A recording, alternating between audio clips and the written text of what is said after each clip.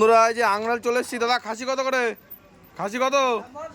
800 টাকা। তুমি দাও শিগগিরই তোলো, 1000 টাকার মতন বানাও।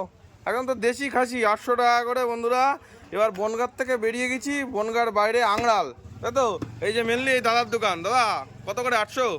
একটু দাম বেড়েছে, আগে আরও কম ছিল, 700 কত বেচছিলে তাই না? তো মটনটা দেখাই আপনাদের। 800 টাকার আংলারের আংরাল, তাই তো? আংরালের মটন তো 1000 টাকার মতন বানাও আগে দেখি। ওফ, এ তো পুরো একদম দেশি ঘরের খাসি। দাদা দেশি খাসি তো একদম পিওর। দেখুন বন্ধুরা, খাসিটা টাঙিয়ে রেখেছে একদম, মানে বস্তার পরে।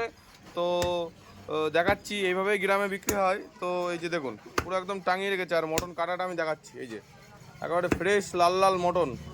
এই যে দেখুন।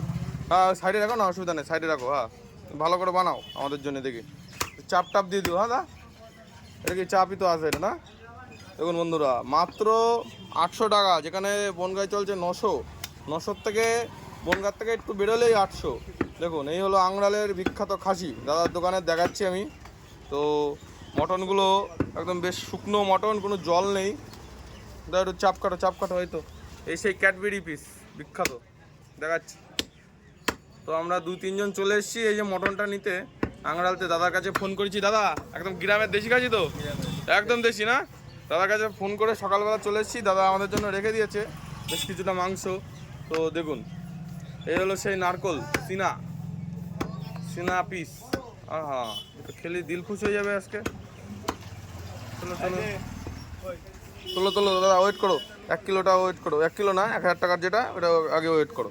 দেখুন বন্ধুরা, একদম শুকনো খাসি। দেখুন,